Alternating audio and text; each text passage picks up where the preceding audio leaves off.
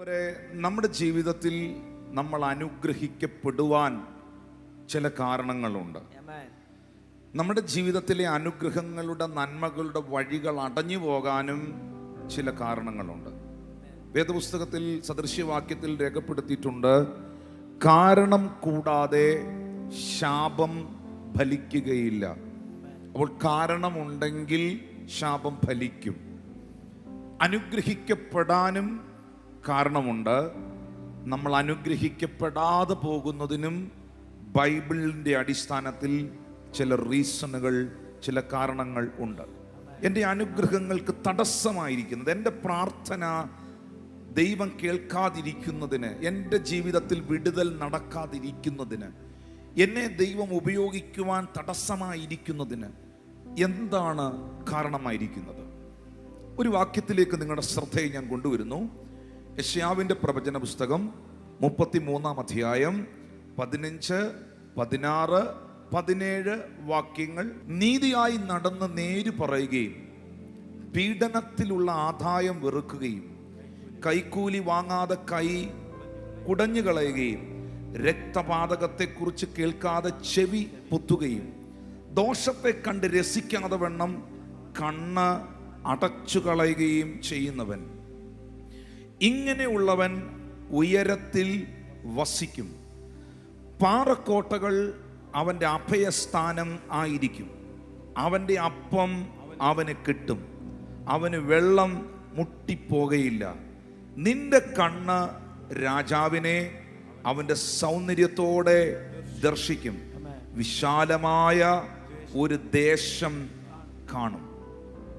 പ്രവാചകനായ യെശയ്യാവ് പ്രവചന പുസ്തകത്തിൻ്റെ 33-ാം അധ്യായത്തിൻ്റെ 15, 16 വാക്യങ്ങളിൽ രേഖപ്പെടുത്തിയിരിക്കുന്നു, നീതിയായി നടന്ന് നേര് പറയുകയും പീഡനത്തിലുള്ള ആദായം വെറുക്കുകയും കൈക്കൂലി വാങ്ങാതെ കൈ കൊടഞ്ഞു കളയുകയും രക്തപാതകത്തെക്കുറിച്ച് കേൾക്കാതെ ചെവി പൊത്തുകയും ദോഷത്തെ കണ്ട് രസിക്കാതെ കണ്ണ് അടച്ചു കളയുകയും ചെയ്യുന്നവൻ, ആ വ്യക്തി ആരാണോ അങ്ങനെ ചെയ്യുന്നത്, ആ മനുഷ്യൻ, ആ സഹോദരി ഉയരത്തിൽ വസിക്കും.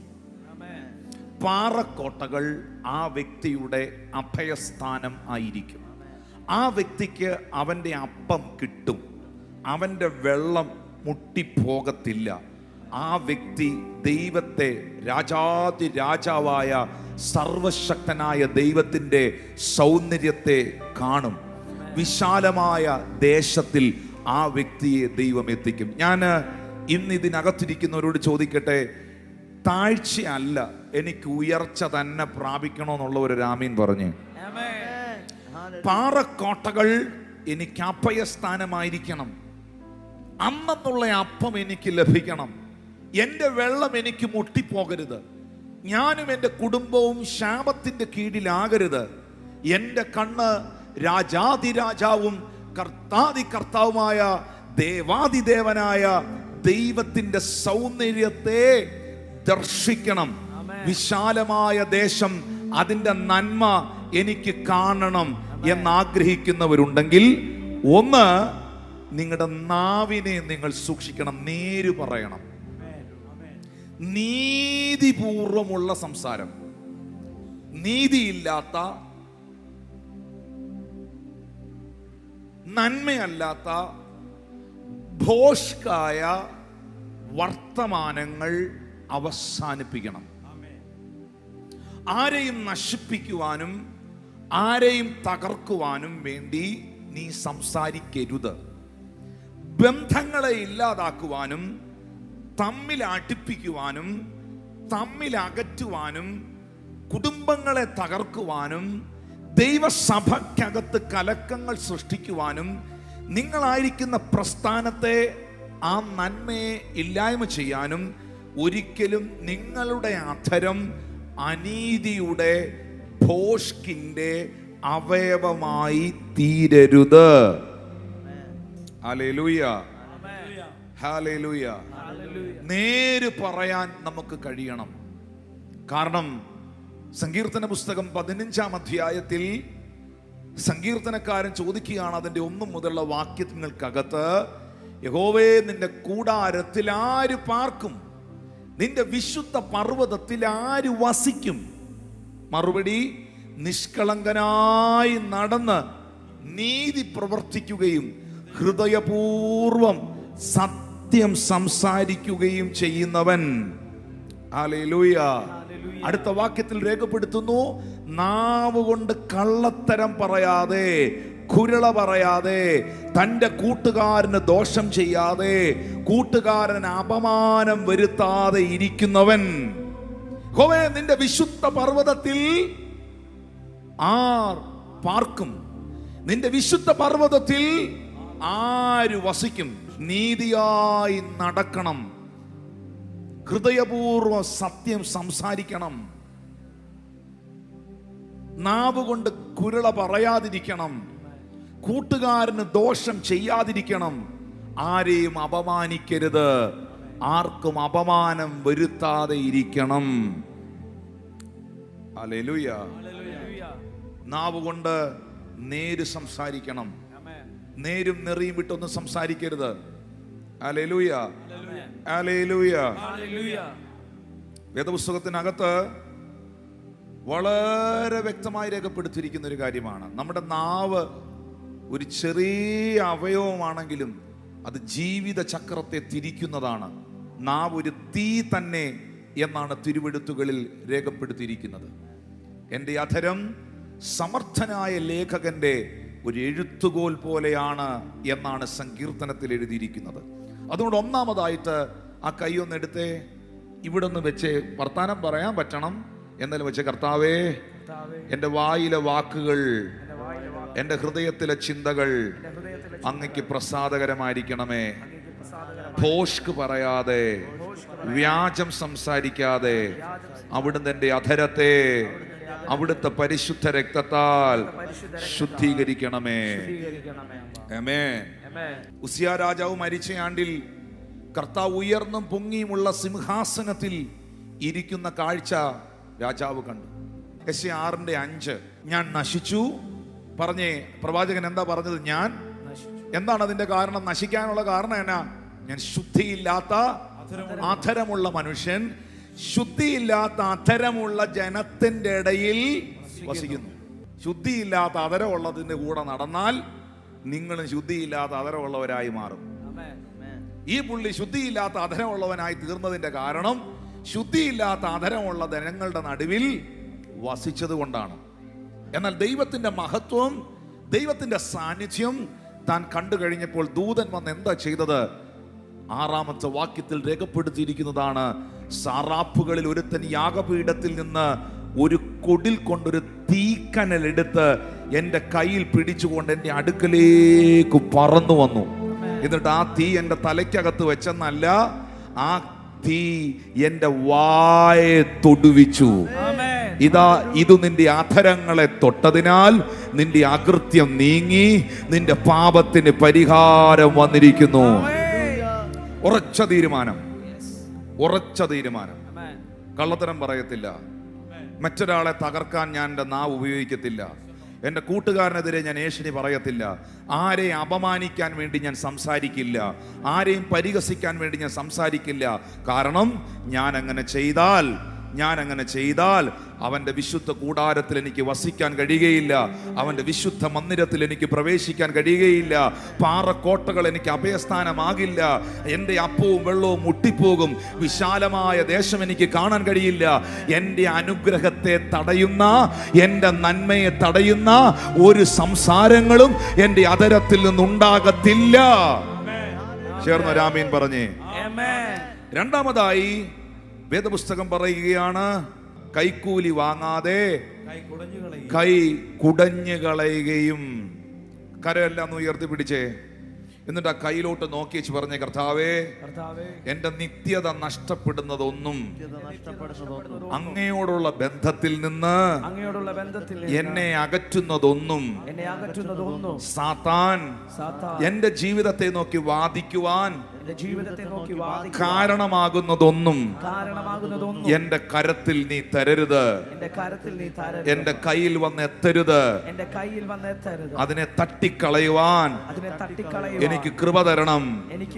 എന്റെ കരങ്ങളെ വിശുദ്ധിയോടെ വെടുപ്പോടെ നേരുള്ള കരങ്ങളാക്കി, വായ് തുറന്ന് പറഞ്ഞ കറപ്ഷൻ ഇല്ലാത്ത കരമാക്കി എന്റെ കരത്തെ മാറ്റണം. ഹല്ലേലൂയ. 3 രക്തമാതകത്തെ കുറിച്ച് കേൾക്കാതെ ചെവി പൊത്തുകയും. ഇപ്പോ അനുഗ്രഹത്തിന് തടസ്സമായത് അധരം, എന്റെ വാക്കുകൾ, ഭോഷ്കുകൾ. അനുഗ്രഹത്തിന് തടസ്സമാകുന്നത് എന്റെ കൈകളുടെ പ്രവൃത്തികൾ. 3 ദൈവഹിതമില്ലാത്തത് കേൾക്കാതെ എന്റെ ചെവി പൊത്തണം. ഇപ്പോ ഞാൻ നിങ്ങളോട് എപ്പോഴും തരുന്നൊരു ഉപദേശമാണ്, നല്ല കേൾവി നല്ല വിശ്വാസം ഉണ്ടാക്കും, കെട്ട കേൾവി കെട്ട വിശ്വാസം ഉണ്ടാക്കും. കാരണം ബൈബിൾ പറയുന്നു, വിശ്വാസം കേൾവിയാലും കേൾവി ക്രിസ്തുവിന്റെ വചനത്താലും വരുന്നു. ഹല്ലേലൂയ. നല്ലൊരു ആത്മീയ ഗാനം, നല്ലൊരു സ്പിരിച്വൽ സോങ് നിങ്ങൾ കേട്ടാൽ ആ സോങ് നിങ്ങളെ ഇൻഫ്ലുവൻസ് ചെയ്യും. എന്താ സാധു കൊച്ചു കുഞ്ഞു ഉപദേശിയുടെ ഒക്കെ പാട്ട് പാടുമ്പോ അറിയാതെ കണ്ണു നിറയുന്നേ? ചില പാട്ടുകൾ പാടുമ്പോൾ അറിയാതെ, നമ്മള് കൂടെ പാടിയില്ലെങ്കിൽ പോലും ചില പാട്ടുകൾ കേൾക്കുമ്പോ നമ്മുടെ ഹൃദയം ഇങ്ങനെ അലിയും, അങ്ങ് ഒടയും. കാരണം ഒരു പാട്ടിനകത്താണെങ്കിലും ആ പാട്ടുകാരന്റെ സ്പിരിറ്റ്, അവന്റെ ആത്മാവ് ആ ഗാനത്തിനകത്തുണ്ട്. ഇപ്പോ വിശുദ്ധ ബൈബിൾ വായിക്കുന്ന ഒരാൾ രക്ഷപ്പെടുന്നതിന്റെ കാരണം എന്നാ? വിശുദ്ധ ബൈബിൾ വായിക്കുന്ന ഒരു വ്യക്തി അനുഗ്രഹം അനുഭവിക്കുന്നതിന്റെ കാരണം എന്നാ? കാരണം ഈ വിശുദ്ധ ബൈബിൾ എഴുതിയതിന്റെ പുറകിൽ, എഴുതപ്പെട്ടതിന്റെ പുറകിൽ വ്യാപരിച്ചത് ദൈവത്തിന്റെ പരിശുദ്ധ ആത്മാവാണ്. ഒരു പുസ്തകത്തിന്റെ പുറകിൽ ആ പുസ്തകത്തിന്റെ എഴുത്തുകാരന്റെ ആത്മാവുണ്ട്. ബൈബിൾ നമ്മളെ അനുഗ്രഹിക്കുന്നതിന്റെ കാരണം ഈ വേദപുസ്തകത്തിന്റെ പുറകിൽ ചലിക്കുന്ന ആത്മാവ് ദൈവത്തിന്റെ പരിശുദ്ധാത്മാവാണ്. റൈറ്റ് സ്പിരിറ്റ് ആണ്.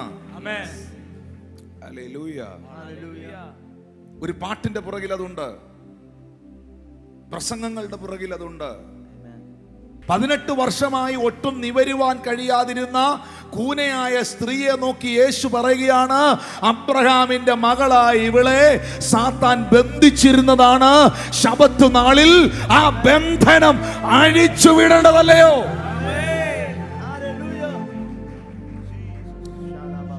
ചെവി കേൾക്കാൻ മേലാത്ത, സംസാരിക്കാൻ മേലാത്ത ഒരു കുഞ്ഞിനെയും കൊണ്ട് അപ്പൻ പ്രാർത്ഥിക്കാൻ വന്നപ്പോൾ യേശു പറഞ്ഞത് ചെവി കേൾക്കട്ടെ, സംസാരിക്കട്ടെ എന്നല്ല, ഊമനും ചെകിടനുമായ ആത്മാവേ അവനെ വിട്ടുപോ. നമ്മുടെ യുവതലമുറയുടെ മുകളിൽ റോങ് സ്പിരിറ്റ് ഇന്ന് അവർ കാണുന്ന കാഴ്ചകളിലൂടെ, അവർ കേൾക്കുന്ന കേൾവികളിലൂടെ, ക്യാമ്പസുകളിലൂടെ, പാട്ടുകളിലൂടെ അവരുടെ ഇമോഷൻസിനെ, അവരുടെ വൈകാര്യ തലങ്ങളെ സാത്താൻ കയ്യിലെടുക്കുകയാണ്. ഹല്ലേലൂയ. അവരെ റോങ് വേയിലേക്ക് നയിക്കുകയാണ്. എന്നാൽ ഇന്ന് ഈ മെസ്സേജിൽ കേൾക്കുന്നവരോട് ഞാൻ പറയുന്നു, യേശു പറഞ്ഞു, ഏത് മനുഷ്യനെയും പ്രകാശിപ്പിക്കുന്ന സത്യവെളിച്ചം ഈ ലോകത്തിലേക്ക് വന്നു. എത്ര ഇരുട്ടിനകത്തിരിക്കുന്നവനെയും, എത്ര ഡ്രഗ് അഡിക്റ്റിനെയും, എത്ര ബന്ധനത്തിൽ കിടക്കുന്നവനെയും വിടുവിക്കാൻ കഴിയുന്ന ഒരു യേശു കർത്താവ് ഉണ്ട് എന്ന് വിശ്വസിക്കുന്നവർക്കായി ഞാൻ ദൈവത്തെ സ്തുതിക്കുന്നു. അതുകൊണ്ട് പ്രാർത്ഥിക്കണം. ഒരു പുതിയ തലമുറ എഴുന്നേറ്റ് വരുന്നതിൽ പലർക്കും അസ്വസ്ഥതയാണ്. ഇത് ആത്മീക ലോകത്തിൽ നിൽക്കുന്ന ഒരു പ്രതിസന്ധിയാണ്. ഒരു യൗവനക്കാരൻ, ഒരു യൗവനക്കാരി, അടുത്തൊരു ജനറേഷൻ ശുശ്രൂഷയിൽ പൊങ്ങി വരാനോ ആത്മീകമായ മേഖലയിൽ എഴുന്നേറ്റ് വരാനോ അനുവദിക്കാത്ത ഒരു ഈവിൾ അറ്റാക്ക്. ഹല്ലേലൂയ. അത് ബ്രേക്ക് ആവണം, അത് ഉടഞ്ഞു പോണം, ഉടഞ്ഞു പോണം. യൗവനക്കാരുടെ അകത്ത്, യൗവനക്കാരികളായ കുഞ്ഞുങ്ങളുടെ അകത്ത് സുവിശേഷത്തിന്റെ വെളിച്ചം കത്തണം, കത്തണം. അവർക്ക് താല്പര്യം ഉണ്ടാകണം. ചേർന്നൊരാമീൻ പറഞ്ഞേ. അവർക്ക് താല്പര്യം ഉണ്ടാകണം. Thank you precious holy spirit. എന്നെ കേൾക്കുന്ന സഹോദരങ്ങളെ, എന്റെ കാതുകൾ ദൈവഹിതമില്ലാത്തത് കേൾക്കാൻ വിട്ടുകൊടുക്കരുത്. ഞാൻ ഇങ്ങനെ നിങ്ങളോട് പറയുന്നു, ഈ ലോകത്തിന്റെ ജഡീകതകൾ, പാപങ്ങൾ, വേസ്റ്റ് ആയിട്ടുള്ള തിന്മകൾ നിന്നെ ഇൻഫ്ലുവൻസ് ചെയ്യാൻ നിന്റെ ശരീരത്തെ നീ വിട്ടുകൊടുക്കരുത്. ഹല്ലേലൂയ. ബൈബിൾ പറയുന്നത് ജ്ഞാനിയോട് കൂടെ നടക്ക, എന്നാൽ നീയും ജ്ഞാനിയാകും. എല്ലാ റോങ് അസോസിയേഷനെയും എല്ലാ റോങ് കണക്ഷനുകളെയും കട്ട് ചെയ്ത് കളയണം. എന്റെ ആത്മീക ജീവിതത്തെ ബാധിക്കുന്ന, എന്നെ എന്റെ ദൈവത്തിൽ നിന്ന് അകറ്റുന്ന, എന്നെ എന്റെ വിശ്വാസ ജീവിതത്തിൽ നിന്ന് ഡൗൺ ആക്കുന്ന ഒന്നും എനിക്ക് കാണണ്ട, എനിക്ക് കേൾക്കണ്ട എന്ന് തീരുമാനിക്കാൻ നിനക്ക് പറ്റിയാൽ അവിടെ നീ അടുത്തൊരു ലെവലിലോട്ട് കയറുകയാണ്. ഇത് നിങ്ങളുടെ അകത്തിങ്ങനെ മുഴങ്ങി കേൾക്കണം. കാരണം 1 കൊരിന്ത്യർക്കെഴുതിയ ലേഖനം 9-ാം അധ്യായത്തിന്റെ 27-ാമത്തെ വാക്യത്തിൽ പൗലോസ് പറയുന്ന ഒരു കാര്യമുണ്ട്. മറ്റുള്ളവരോട് പ്രസംഗിച്ച ശേഷം ഞാൻ തന്നെ കൊള്ളരുതാത്തവനായി പോകാതിരിക്കേണ്ടതിന് എന്റെ ശരീരത്തെ ഞാൻ ദണ്ഡിപ്പിച്ച് അടിമയാക്കുകയത്രേ ചെയ്യുന്നത്. ഇത് പറയുന്നത് ആരാണ്? സാക്ഷാൽ പൗലോസ് അപ്പോസ്തലനാണ്.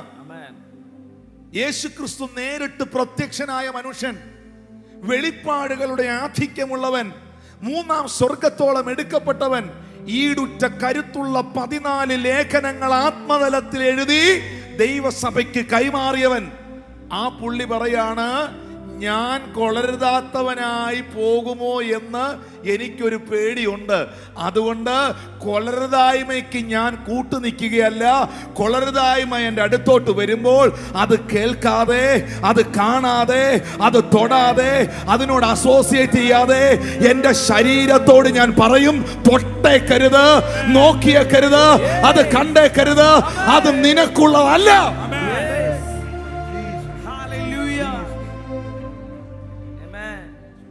അതാ ഗലാത്യർ സഭയ്ക്ക് ലേഖനം എഴുതിയപ്പോൾ ഗലാത്യർ 2:20 പൗലോസ് പറഞ്ഞത്, ഞാൻ ക്രിസ്തുവിനോടുകൂടെ ക്രൂശിക്കപ്പെട്ടിരിക്കുന്നു, ഇനി ജീവിക്കുന്നത് ഞാനല്ല, ക്രിസ്തു അത്രേ എന്നിൽ ജീവിക്കുന്നത്. ഇപ്പോൾ ഞാൻ ജഡത്തിൽ ജീവിക്കുന്നതോ എന്നെ സ്നേഹിച്ച് എനിക്ക് വേണ്ടി തന്നെ താൻ ഏൽപ്പിച്ചു കൊടുത്ത ദൈവപുത്രനിലുള്ള വിശ്വാസത്താൽ അത്രേ. ദൈവമക്കളെ, ഞാൻ വീണ്ടും ആവർത്തിക്കുന്നു, സ്നേഹത്തോടെ പറയുന്നു, വിശുദ്ധ ജീവിതത്തിന് നിങ്ങൾ പ്രാധാന്യത കൊടുക്കണം. എൽഷദായി സഭയോട്, ഈ കൂട്ടത്തോട് നിങ്ങളുടെ പാസ്റ്റർ എന്ന നിലയിൽ പറയുന്നു, ഹോളിനെസ്സിന്, വിശുദ്ധ ജീവിതത്തിന് നിങ്ങൾ പ്രാധാന്യത കൊടുക്കണം. കാരണം 1 പത്രോസ് 1:16 എഴുതിയിരിക്കുന്നു, ഞാൻ വിശുദ്ധനായിരിക്കുന്നത് പോലെ നിങ്ങളും വിശുദ്ധരായിരിപ്പീൻ. നിങ്ങളെ വിളിച്ച വിശുദ്ധനൊത്തവണ്ണം, നിങ്ങളെ വിളിച്ച വിശുദ്ധനൊത്തവണ്ണം. നിങ്ങളെ ആരാണ് വിളിച്ചത്? വിശുദ്ധനായ ദൈവം. നിങ്ങളെ വിളിച്ച വിശുദ്ധനൊത്തവണ്ണം അനുസരണമുള്ള മക്കളായി എല്ലാ നടപ്പിലും നിങ്ങൾ വിശുദ്ധരായിരിക്കുവീൻ. ഒന്ന് കൈകളടിച്ച് കർത്താവിന് നന്ദി പറഞ്ഞേ പ്രിയമുള്ളവരെ. ഈ വേണ്ടാത്തത് കാണാൻ പോയാൽ വേണ്ടാത്തത് തോന്നും, വേണ്ടാത്തതൊക്കെ നീ പ്രവർത്തിക്കും. അതുകൊണ്ട് നീതിയായി നടന്ന് നേര് പറയുകയും പീഡനത്താലുള്ള ആദായം വെറുക്കുകയും കൈക്കൂലി വാങ്ങാതെ കൈ കുടഞ്ഞു കളയുകയും രക്തപാതകത്തെ കുറിച്ച് കേൾക്കാതെ ചെവി പൊത്തുകയും ദോഷത്തെ കണ്ട് രസിക്കാതെ വണ്ണം കണ്ണടച്ചു കളയുകയും ചെയ്യുന്നവൻ. മക്കളെ, ചിലതൊക്കെ ഇങ്ങനെ കൺമുമ്പിൽ വരുമ്പോ കണ്ടങ്ങ് രസിക്കരുത്. ദോഷം കണ്ട് രസിക്കരുത്. ഹല്ലേലൂയ. നിങ്ങൾ എന്റെ കൂടെ ഉണ്ടോ? നമുക്ക് കണ്ണും അടച്ചു പിടിച്ചുകൊണ്ടൊന്നും ലോകത്ത് ജീവിക്കാൻ പറ്റുകയില്ല. കണ്ണും അടച്ചൊന്നും നടക്കാൻ പറ്റുകയില്ല. ഇതെല്ലാം നമ്മുടെ മുമ്പിൽ വരും. പക്ഷെ നമ്മുടെ മൈൻഡ്, നമ്മുടെ ആറ്റിറ്റ്യൂഡ്, നമ്മുടെ ഹൃദയത്തിൽ ആ സമയത്ത് വരുന്ന ചിന്ത, നമ്മൾ എന്ത് പർപ്പസിനാണ് നോക്കിയത്, നമ്മൾ എന്ത് പർപ്പസിനാണ് ആ കാര്യം ചെയ്തത്.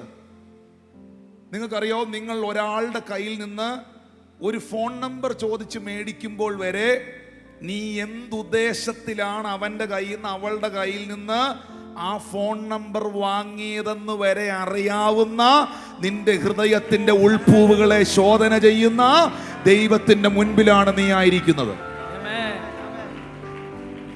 ഇതിനകത്തിരുന്ന് പറയുന്ന ഒരു സ്തോത്രം പോലും, അടിച്ച ഒരു കൈയടി പോലും, ഉയർത്തിപ്പറഞ്ഞ ഒരു ഹല്ലേലൂയ പോലും നീ എന്തുദ്ദേശത്തോടെയാണ് പറഞ്ഞത് എന്നറിയാവുന്ന, നിന്റെ ഹൃദയത്തെ അറിയാവുന്ന ദൈവത്തിന്റെ മുൻപിലാണ് നിങ്ങളായിരിക്കുന്നത്. Hallelujah. Thank you lord Jesus. അതുകൊണ്ട് നമ്മുടെ കണ്ണുകൾ ഏറ്റവും പ്രധാനപ്പെട്ട ഒന്നാണ്.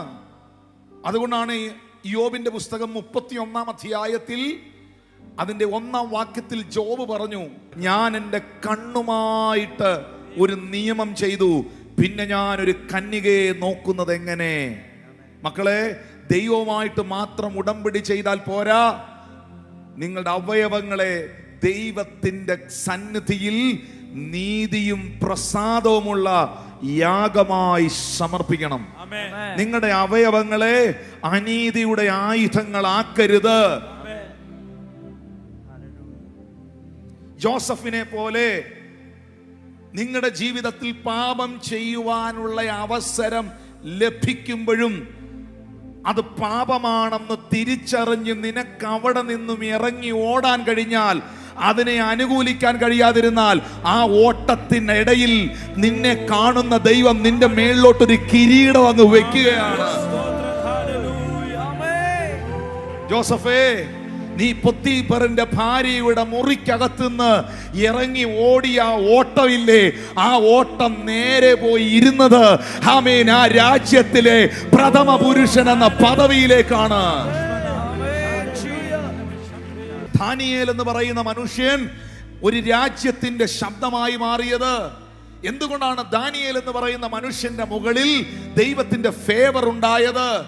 വേദപുസ്തകത്തിൽ ദാനിയേൽ പ്രവചനം 1-ാം അധ്യായത്തിൽ എഴുതിയിരിക്കുന്നു, ദാനിയേൽ ഒരു തീരുമാനമെടുക്കുകയാണ്, രാജാവ് കുടിക്കുന്ന വീഞ്ഞ് കൊണ്ടും രാജഭോജനങ്ങൾ കൊണ്ടും ഞാൻ എന്നെ തന്നെ അശുദ്ധനാക്കുകയില്ല. വെള്ളത്തിൽ പൂട്ടുകയും കൂട്ടത്തിൽ പാടുകയും കാലത്തിന്റെ കുത്തൊഴുക്കുകൾക്കകത്ത് ഒത്തവണ്ണം ഒഴുകുകയും ചെയ്യുന്നവനല്ല ആത്മീയൻ. ഒഴുക്കിനകത്ത് ഒഴുകിപ്പോകുന്നവനല്ല. ആ ഒഴുക്കിനെതിരെ നീന്തി കയറാൻ, ആ ഒഴുക്കിനെതിരെ നീന്തി കയറാൻ, അതിനകത്ത് ആത്മാവിൽ പ്രാർത്ഥിക്കാൻ നിങ്ങൾക്ക് കഴിയണം.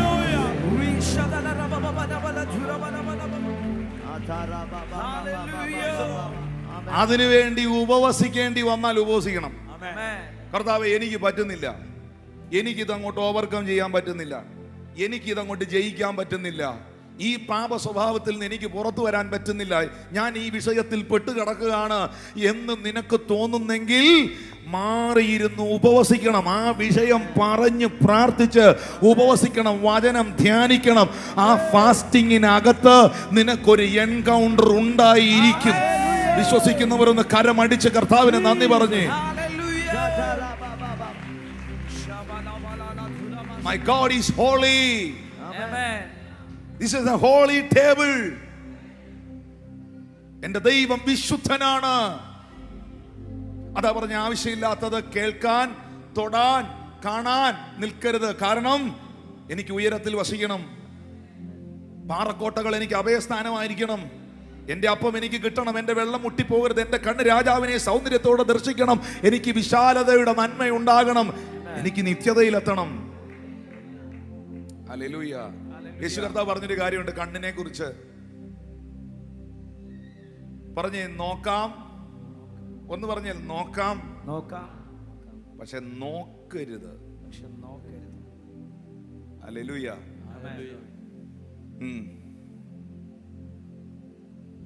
മത്തായി 5:28 എഴുതിയിരിക്കുകയാണ്, സ്ത്രീയെ ഹൃദയം കൊണ്ട് മോഹിക്കുവാൻ അവളെ നോക്കുന്നവൻ എല്ലാം ഹൃദയം കൊണ്ട് അവളോട് വ്യഭിചാരം ചെയ്തു പോയി. ഈ നമ്മൾ കരുതി ഈ പുതിയ നിയമത്തിലേക്ക് വരുമ്പോൾ ഒത്തിരി ഇളവുകളുണ്ടെന്ന്. പുതിയ നിയമത്തിലേക്ക് വരുമ്പോൾ ഒത്തിരി ഇളവുകളുണ്ടെന്ന്. ഉള്ള ഇളവുകളൊക്കെ നമുക്ക് എടുക്കാം, പക്ഷെ ഇതിനകത്ത് ഇളവില്ല. ഇത് ചൂടെ കടുപ്പമായി. പിടികിട്ടിയില്ലല്ലേ? ഈ പഴയ നിയമത്തിൽ ഒരു സ്ത്രീയും പുരുഷനും ഒന്നിച്ച് ഫിസിക്കൽ റിലേഷൻഷിപ്പിൽ ഏർപ്പെട്ടാലേ പഴയ നിയമത്തിൽ വ്യഭിചാരം ആകത്തുള്ളായിരുന്നു. പക്ഷെ പുതിയ നിയമത്തിലേക്ക് വന്നപ്പോൾ സംഭവം മാറി. അവളെ ആ നിലയിൽ ഹൃദയത്തിൽ മോഹിച്ചോണ്ട് നീ അതിങ്ങനെ ഇമാജിൻ ചെയ്തോണ്ടിരുന്നാ മതി, നീ അവളോട് വ്യഭിചാരം ചെയ്തു പോയി എന്നാണ് യേശു പഠിപ്പിച്ചത്. അപ്പോൾ ഈ സാധനം കടുപ്പിച്ചോ കടുപ്പം കുറച്ചോ? മത്തായി 6:22 വാക്യം, ശരീരത്തിന്റെ വിളക്ക് കണ്ണാകുന്നു. കണ്ണയിലൊന്ന് കൈവച്ചിട്ടെന്ന് പറഞ്ഞേ, എന്റെ കണ്ണ് എന്റെ ശരീരത്തിന്റെ വിളക്കാന്ന് പറഞ്ഞേ. ബൈബിൾ പറയുന്ന കണ്ണ് ചൊവ്വുള്ളതെങ്കിൽ നിന്റെ ശരീരം മുഴുവൻ പ്രകാശിതമായിരിക്കും. നിന്റെ കണ്ണ് ചൊവ്വുള്ളതായിരിക്കണം. നിന്റെ കണ്ണ് ചൊവ്വുള്ളതാണെങ്കിൽ നിന്റെ ശരീരം മുഴുവൻ പ്രകാശമായിരിക്കും. ഒന്ന് കരം അടിച്ച് കർത്താവിന് നന്ദി പറഞ്ഞു. ഹല്ലേലൂയ. 23 വാക്യത്തിൽ യേശു പറയുന്നു, കണ്ണ് കേടുള്ളതെങ്കിലോ നിന്റെ ശരീരം മുഴുവൻ ഇരുണ്ടതായിരിക്കും. എന്നാൽ നിന്നിലുള്ള വെളിച്ചം ഇരുട്ടായാൽ ഇരുട്ട് എത്ര വലിയത്. 2 കണ്ണുള്ളവനായി നീ നരകത്തിൽ പോകുന്നതിനേക്കാൾ നല്ലത്. നിന്റെ ഇടത്തെ കണ്ണ് നിനക്ക് ഇടർച്ച വരുത്തുന്നെങ്കിൽ നീ അതിനെ ചുഴഞ്ഞെടുത്ത് കളാ. നീ ഒറ്റ കണ്ണനായിട്ട്, ഒരു കണ്ണുള്ളവനായിട്ട് സ്വർഗത്തിൽ പോകുന്നതാണ് 2 കണ്ണുള്ളവനായിട്ട് നരകത്തിൽ പോകുന്നതിനേക്കാൾ നല്ലത്. ഞാൻ ഉയരത്തിൽ വസിക്കുവാൻ, പാറക്കോട്ടകൾ എൻ്റെ അഭയസ്ഥാനമായിരിക്കുവാൻ, എൻ്റെ അപ്പം എനിക്ക് കിട്ടുവാൻ, എൻ്റെ വെള്ളം മുട്ടിപ്പോകാതിരിക്കുവാൻ എൻ്റെ കണ്ണ് രാജാവിനെ അവൻ്റെ സൗന്ദര്യത്തോടെ ദർശിക്കും. ദൈവാസനെ സങ്കീർത്തനം 66:18 വാക്യം ഒന്ന് വായിച്ചേ. 66:18 വാക്യം. ഞാൻ എൻ്റെ ഹൃദയത്തിൽ അകൃത്യം കരുതിയിരുന്നുവെങ്കിൽ, ഞാൻ എൻ്റെ ഹൃദയത്തിൽ അകൃത്യം കരുതിയിരുന്നെങ്കിൽ കർത്താവ് കേൾക്കില്ലായിരുന്നു. ഞാൻ എൻ്റെ ഹൃദയത്തിൽ അകൃത്യം കരുതിയിരുന്നെങ്കിൽ കർത്താവ് കേൾക്കില്ല. നിങ്ങളുടെ ശരീരം ദൈവത്തിന്റെ മന്ദിരമാണ്. ഞാൻ വീണ്ടും പറയുന്നു, നിങ്ങൾ നിങ്ങളുടെ കണ്ണിനെ സൂക്ഷിക്കണം കേട്ടോ. പ്രാക്ടീസ് ചെയ്യണം. പരിശുദ്ധാത്മാവിനോട് പറയണം. അരുതാത്ത ചിന്ത. ഇപ്പൊ ഈ ചിന്തകൾ വരത്തില്ലെന്ന് നമുക്ക് പറയാൻ പറ്റില്ല. വരും, ഉറപ്പായിട്ടും ഈ ഭൂമിയിൽ ജീവിക്കുമ്പോൾ വരും. ഞാൻ എപ്പോഴും അതിന് പറയുന്നൊരു ഉദാഹരണമുണ്ട്. പക്ഷികൾ എൻ്റെ തലയ്ക്ക് മുകളിലൂടെ പറന്നു പോകും. പറന്നു പോകത്തില്ലെന്ന് പറയാൻ പറ്റത്തില്ല. ഇഷ്ടംപോലെ പക്ഷികൾ എൻ്റെ തലയ്ക്ക് മുകളിലൂടെ പറന്നു പോകും. പക്ഷെ അതിലൊരു പക്ഷിയെയും എൻ്റെ തലയിൽ വന്ന് കൂട് കെട്ടിയിരിക്കാൻ അനുവദിക്കരുത്.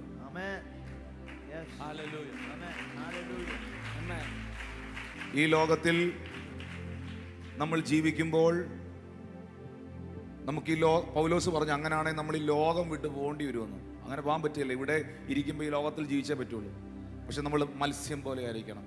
ഉപ്പ് വെള്ളത്തിൽ കിടന്ന ഈ മത്സ്യത്തെ ഫ്രൈ ചെയ്യാൻ, കറി വെക്കാൻ എടുത്തപ്പോൾ ഇത്രേ ഉപ്പ് വെള്ളത്തിൽ കിടന്ന സാധനം എത്ര കൊല്ലം കൊണ്ട് ഈ സാധനം ഉപ്പ് വെള്ളത്തിലാണ് കിടന്നതെങ്കിലും, ഇത് ഉപ്പ് വെള്ളത്തിലൂടെയാണ് ഓടി നടന്നതെങ്കിലും, അങ്ങനെ ഒരു ലോകത്താണ് ഇത് ജീവിച്ചെങ്കിലും ഈ ഉപ്പ് അതിൻ്റെ മേളിൽ പിടിച്ചിട്ടില്ല. ഇതുപോലെ ജീവിക്കണം. പാപം നിറഞ്ഞ, തിന്മ നിറഞ്ഞ ഒരു ലോകത്തിലാണ് നിങ്ങൾ ജീവിക്കുന്നത്. അപ്പോ അതെങ്ങനെയാ സാധ്യമാകുന്നേ? നിങ്ങൾ കേൾക്കുന്നുണ്ടോ എന്നെ? അതിന് ജീവൻ വേണം. അതിനെന്ത് വേണം? ജീവൻ വേണം. അതിനെന്ത് വേണം? ജീവൻ വേണം. ജീവൻ ഉണ്ടെങ്കിൽ, അകത്ത് ജീവൻ ഉണ്ടെങ്കിൽ, യേശു പറഞ്ഞു, ഞാൻ നിങ്ങളോട് സംസാരിച്ച വചനം ജീവനുള്ളതാണ്. ജീവൻ ഉണ്ടെങ്കിൽ ഈ പുറത്തെ ഉപ്പ് എവിടെ പിടിക്കില്ല? ഈ മീനിന്റെ പുറത്ത് പിടിക്കില്ല. പക്ഷെ അത് ജീവനില്ലാത്തതാണെങ്കിൽ, അത് ചത്തതാണെങ്കിൽ, ഈ ചത്ത മീനിനെ അല്ലെങ്കിൽ ഈ സെറ്റ് ചെയ്ത ഈ മീനിനെ ഉപ്പിനകത്തിട്ട് വെച്ചാൽ അച്ചാറായി മാറും. ഉപ്പ് പിടിക്കും. ചത്ത മീനിൽ എന്ത് പിടിക്കും? ഉപ്പ് പിടിക്കും. ജീവനുള്ള മീൻ ഉപ്പിനകത്തൂടെ പോയാലും ഉപ്പ് പിടിക്കുകയില്ല. വചനത്തിന്റെ ജീവൻ, വചനത്തിന്റെ ജീവൻ, വചനത്തിന്റെ ജീവൻ, ഓ പരിശുദ്ധാത്മാവിന്റെ ജീവൻ നിന്റെ അകത്ത് വ്യാപരിക്കട്ടെ. പ്രാർത്ഥനയുടെ ജീവൻ അകത്ത് വ്യാപരിക്കട്ടെ. ഈ പ്രാർത്ഥനയുടെ ജീവൻ, വചനത്തിന്റെ ജീവൻ അകത്ത് വ്യാപരിച്ചാൽ ലോകത്തിന്റെ അഴുക്കുകൾ, ലോകത്തിന്റെ മാലിന്യങ്ങൾ നിന്നെ തൊടുകയില്ല.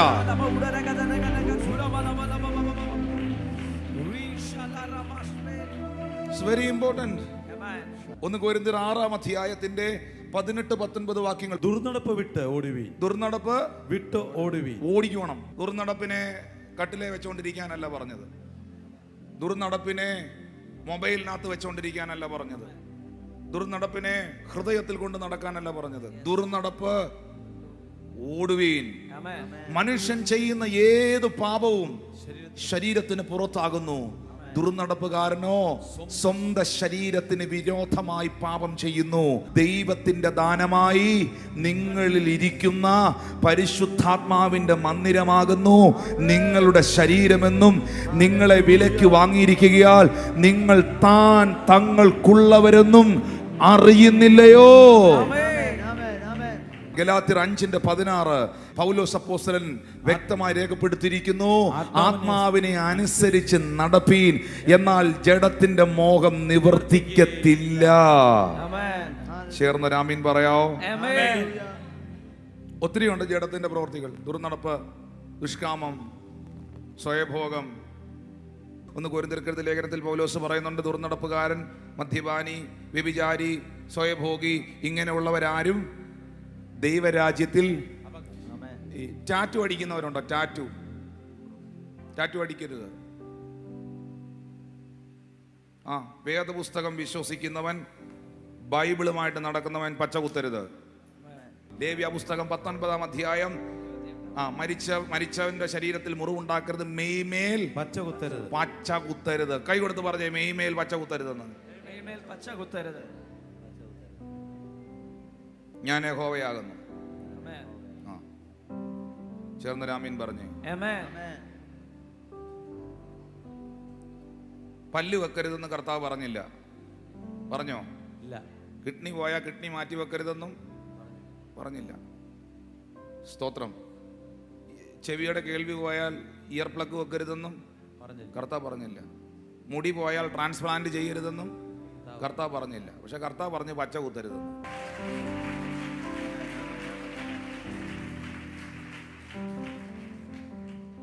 ഹല്ലേലൂയ. ഒരു വീഴ്ച പറ്റിയ പാപം ചെയ്ത ദാവീദിനെ ബൈബിളിൽ നിന്ന് ദൈവം ഒഴിവാക്കിയില്ല. അവനെ സ്നേഹിച്ചവനാ കർത്താവ്. എന്ന് വെച്ചാൽ ഒന്നും പാപം ചെയ്യാനുള്ള ലൈസൻസ് ആയിട്ട് എടുക്കരുത്. ഹല്ലേലൂയ. അടുത്തിരിക്കുന്ന ആൾക്ക് കൈ കൊടുത്ത് പറയണം, യോഗ്യമായത് മുൻകരുതണം. ഞാൻ എൻ്റെ ഹൃദയത്തിൽ അകൃത്യം കരുതിയിരുന്നെങ്കിൽ എൻ്റെ ദൈവം എൻ്റെ പ്രാർത്ഥന കേൾക്കത്തില്ലായിരുന്നു. എൻ്റെ അകത്തുള്ള എല്ലാ അവിശ്വാസങ്ങളെയും പുറത്താക്കിക്കും. തിന്മയോട് തോൽക്കാതെ നന്മയാൽ തിന്മയെ ജയിക്കുന്ന ഒരു ജീവിതം എനിക്ക് വേണമെന്ന് കർത്താവിനോടൊന്ന് പ്രാർത്ഥിച്ചേ. എൻ്റെ പിതാവേ, വീണ്ടും വീണ്ടും പാപത്തിലും തിന്മയിലും വീഴാനല്ല, വീണ്ടും വീണ്ടും അതിനകത്ത് കിടന്ന് രസിക്കാനല്ല, എൻ്റെ കർത്താവിന് വേണ്ടി നിൽക്കാൻ എനിക്ക് കൃപ തരണം. പ്രാർത്ഥിച്ച വായുകൾ തുറന്ന് പ്രാർത്ഥിച്ച്. Thank you Jesus, thank you Jesus. Hallelujah, hallelujah, hallelujah. ഞാൻ എൻ്റെ ഹൃദയത്തിൽ അകൃത്യം കരുതിയിരുന്നെങ്കിൽ എൻ്റെ കർത്താവ് കേൾക്കുകയില്ലായിരുന്നു. ഒന്ന് ഏറ്റു പറഞ്ഞേ. നമ്മൾ ഈ യേശു പറഞ്ഞല്ലോ, നിന്റെ സഹോദരനോട് നിനക്ക് എന്തെങ്കിലും ഉണ്ടെന്ന് തോന്നിയാൽ നീ യാഗപീഠത്തിലേക്ക് വരുന്നതിന് മുമ്പ് നിന്റെ യാഗവസ്തുവിനെ അവിടെ മാറ്റി വെച്ചിട്ട് നിന്റെ സഹോദരനോട് വന്ന് നിരക്കുക, എന്നിട്ട് നീ യാഗം കഴിക്കാൻ പോവുക എന്ന് കർത്താവ് പറഞ്ഞല്ലോ. അങ്ങനെയാണെങ്കിൽ പിശാചിന് എന്നിൽ വാദിക്കാനൊന്നുമില്ലാതെ ആ കൈകളെ ഉയർത്തിപ്പിടിച്ച് ശത്രുവിന് എന്നിൽ വാദിക്കാൻ എല്ലാം ചില കാര്യങ്ങളൊക്കെ നീ ഏറ്റു പറയാൻ കർത്താവ് പറയുന്നു. എൻ്റെ കണ്ണ്, എൻ്റെ ചെവി, എൻ്റെ അധരം, എൻ്റെ മനസ്സിലെ ചിന്തകളൊക്കെ പാപം, സിൻഫുൾ ആയിട്ടുള്ള കാര്യങ്ങളിലേക്ക് പോയെങ്കിൽ കർത്താവെ എന്നോട് ക്ഷമിക്കുമാറാകണമേ എന്ന് കർത്താവിനോടൊന്ന് പ്രാർത്ഥിച്ച് അധരം തുറന്ന് പ്രാർത്ഥിച്ച്. കുറ്റബോധത്തിൻ്റെ ആവശ്യം നമുക്കില്ല. ഒരു കാര്യം ദൈവാത്മാവ് പറയുമ്പോൾ കുറ്റബോധം ഉള്ളിൽ വരരുത്, നീതിബോധം വരണം. എന്നെ ദൈവം അത് അറിയിച്ചത് ഇനി ഞാൻ അതിൽ ജീവിക്കാൻ വേണ്ടിയാണ്. ഇപ്പോൾ ദൈവം എന്നെ അതിൽ അറിയിച്ചത് ഞാൻ അതിൽ ജീവിക്കാൻ വേണ്ടിയാണ്. പാപത്തെ